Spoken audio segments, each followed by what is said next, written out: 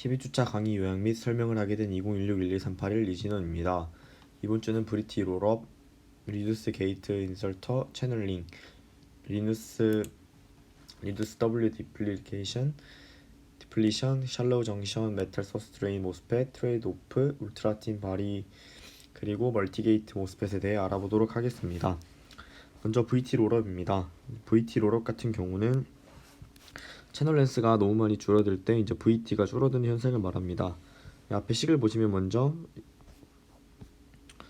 채널 렌스와 VT 같은 경우가 있는데 일정 범위보다 이 채널의 렌스가 작아지게 되면 VT가 갑자기 작아지게 됩니다. VT가 많이 이런 식으로 작아지게 되면 I 오프 값이 늘어나기 때문에 즉 전원이 오프된 상태에서 리키지 커런트가 많이 나와 좋지 않은 현상입니다. 이렇기 때문에 VT 수지 유지를 위해서 바디 도핑을 높여주는 방법을 사용합니다. 이 이윤을 보시면 이렇게 보시면 롱 채널과 숏 채널이 있을 때 VGS가 VT 롱일 때와 V 숏일 때 차이를 보시면 되는데, 먼저 일단 롱 채널일 때는 VGS가 0V일 때는 이 사이의 간격이 크기 때문에 전압이 흐르지 않습니다. 하지만 같은 VGS가 0V일 때도 숏 이제 채널이기 때문에 일렉트론이 미미하게 남아 흐르게 되고, VGS가 VT 숏와 같아지게 되면 일렉트론이 엄청나게 많이 넘어가 전류가 많이 누수되는 현상을 말합니다. 이제 이런 식으로 CD라는 캐피시터 값이 하나가 생기게 되는데, 채널이 작아지면 작아질수록 CD 값이 올라가게 됩니다. 그렇기 때문에 VGS가 작아지면 베리어 다운이 0.2 일렉트로볼트까지 떨어지게 되므로 VT가 작아지는 현상이 나타납니다. 이 이유는 이제 드레인형의 영향이 커지기 때문에 CD가 커지고, CD가 커지는 거는 볼테이지가 걸리는 이 VT 자체의 롤업 현상이 증가하기 때문에 VT가 작아지게 되는 것입니다. 이걸 식으로 나타내면 이제 VT 같은 경우 원래 있던 VT 롱 마이너스 VDS 곱하기 이런 식이 나게 되고, 즉 이 VDS가 영향을 주는 식이 하나가 생기게 됩니다. 결국 이 식으로 이제 0.4가 이렇게 중간에 추가되는데, 이 추가된 이유는 N 플러스와 N 채널 사이에 페르미 레벨에 따른 차이가 존재하기 때문에 이 부분을 상수값으로 0.4를 더해주는 것입니다. 결국 이 식은 VT에 아까 있던 C억스분의 CD를 익스포넨셜 마이너스 L분의 ID로 표현할 수 있고, ID 같은 경우는 여기서는 T옥스 곱하기 W 디플리션 영역의 위스 그리고 XJ 루트 3으로 표현할 수 있습니다. XJ 같은 경우는 여기 있는 이 식, 즉 이렇게 모든 식들이 수직 방향의 에너지를 나타낼 수 있습니다. 이렇게 즉 수평 방향으로 돼 있는 랭스의 길이를 낮게 하기 위해서는 이 VT 유지를 위해서 똑같이 ID를 낮춰야 됩니다. 즉 수평 방향을 줄이기 위해서는 수직 방향의 값도 같이 줄어져야 된다는 뜻입니다. 이렇게 아까 본 것처럼 ID를 줄이기 위해서 T옥스가 작아져야 되는데, T옥스가 작아지면 게이트 컨트롤이 커지고 C옥스가 커지기 때문에 가능한 거고, XJ가 커지면 CD가 줄어들고 디플레이션 영역의 위스가 줄어들면 CD가 작아집니다. 즉 드레인 영역이 작아지게 되면 랭스를 줄여도 괜찮다는 말입니다. 그 다음은 리두스 게이트 인슐레이터와 터널링에 대해 알아보도록 하겠습니다. 먼저 기술이 좋아지면 좋아질수록 이제 T옥스가 작아지는 현상이 발생하는데, T옥스가 작아지면 C옥스는 증가하기 때문에 I온이 증가해서 성능이 빨라지고, VT 롤업 현상이 줄어들기 때문에 I오프 역시 같이 줄어들어 이마저도 성능이 좋아짐을 알 수 있습니다. 하지만 T옥스를 줄이면 I온과 I오프에서 모두 좋은 성능을 띠지만 한계가 존재합니다. 먼저 공정 과정입니다. T옥스가 작아지면 작아질수록 만들기가 무척 어려워집니다. 다음은 옥시전 브레이크다운입니다. 즉 이게 너무 작아져가지고 옥시전이 깨지는 경우를 말합니다.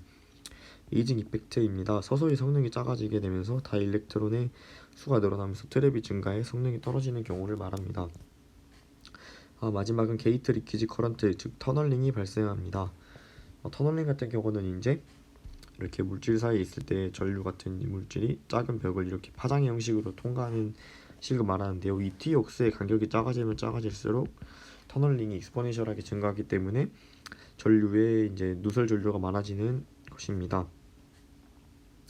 그래서 이제 이 실리콘과 HFO2의 EOT 이퀄벌런트 옥시전 테크닉스를 비교해 보면 이제 게이트 커런트와 비교해 봤을 때 실리콘 옥사이드보다 이제 하이 K 다이렉트리 테크놀로지를 사용하면 다른 물질들을 통해 훨씬 더 얇지만 터널링 효과를 줄이는 효과를 얻을 수 있습니다. 특히 H2, HFO2 같은 경우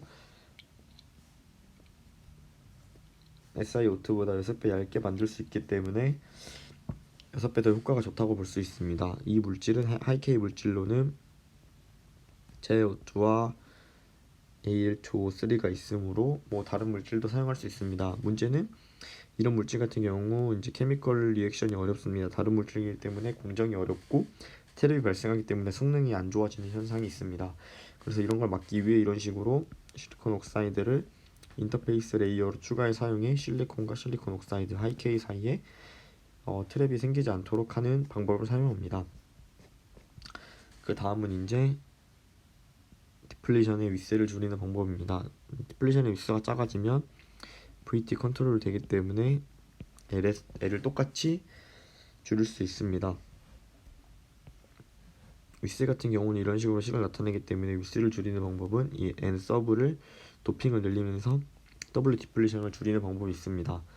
하지만 결국 이 원래 있던 VT 식에서 저희가 줄여야 되는 W 딥스가 N 서브와 이렇게 연결되어 있는 모습을 보기 때문에 VT를 증가하지 않는 선에서 COX를 증가시키지 않고 N 서브를 증가시키기 어렵기 때문에 즉 N 서브스트레이션 도핑을 증가시키기 위해서는 결국 COX를 증가시켜야 되고 TOX를 줄여야 됩니다. 즉 TOX가 L을 줄이기 위한 메인 변수임을 알 수 있습니다.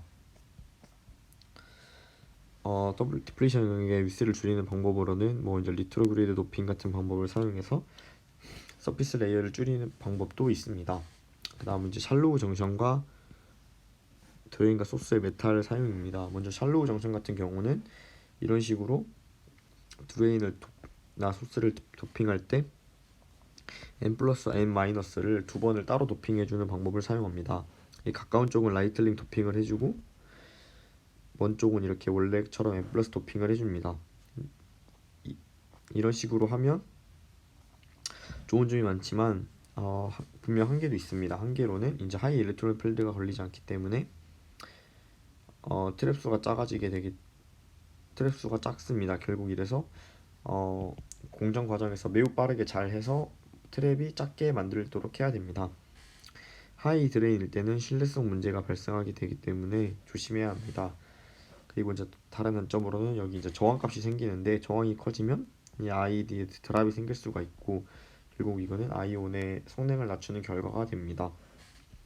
그 다음 방법으로는 이제 메탈을 사용해가지고 메탈을 얇게 사용해 컨덕티비티를 올리는 방법도 있습니다. 이런 식으로 사용하게 되는데 이러면 저희가 아까 봤듯이 이제 메탈을 사용할 때와 컨벤셔널 모스펫, 원래 모스펫 같은 경우는 이제 이렇게 다르게 되고 메탈을 사용할 경우 이 부분이 높아 전자가 쉽게 통과할 수 없지만 컨벤셔널 모스펫 같은 경우는 전자가 쉽게 통과하는 모습을 확인할 수 있습니다.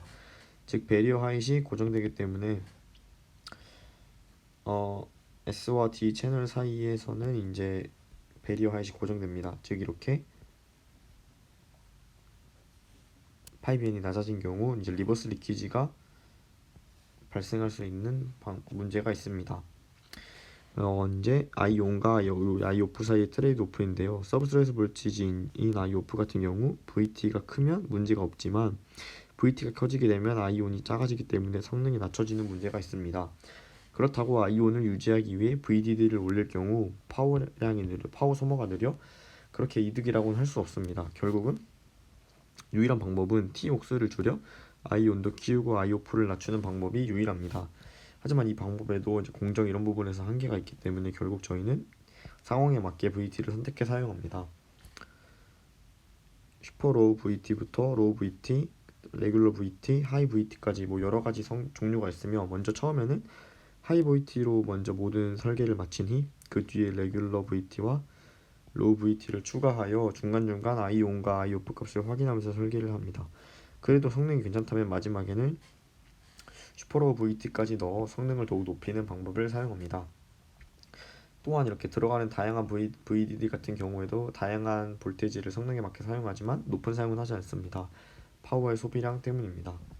또한 진짜 설계를 잘하는 방법 중 하나는 VSB 성질도 이용해서 설계를 하는 방법도 있습니다. 결국 이 방법들을 다 이용하고 점점 기술이 좋아지면서 울트라 틴 바디와 멀티게이트 모스펫이 생기게 됐는데요.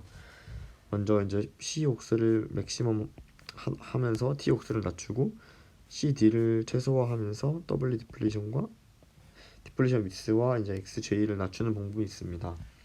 하지만 결국 T 옥스를 낮추려면 실리콘의 서피스 같은 경우가 영향력이 커지게 되고 리키지 커런트 패스가 생성됩니다. 이런 식으로 이 부분이 워낙 얇기 때문에 이런 식으로 리키지 커런트 패스가 생겨서 전류가 누설되기 때문에 제거해야 하는 것입니다. 지금 이제 제거를 해야 되기 때문에 방법으로는 아까 이야기했던 울트라틴 바디와 멀티게이트 모스펫이 있습니다. 먼저 울트라틴 바디 같은 경우 이런 식으로 이 중간에 바디고 들어가는 부분을 엄청 얇게 만들어 가지고 리퀴드 패스가 생성되지 않도록 하는 방법입니다. 서브스트레스 홀드 리퀴지를 낮추기 위해서 더블 디플레이션을 낮추고 이 방법을 통하면 이제 헤빌리 도핑이 더 이상 필요가 없을 뿐더러 바디 팩트도 생기지 않아 성능이 괜찮게 나옵니다.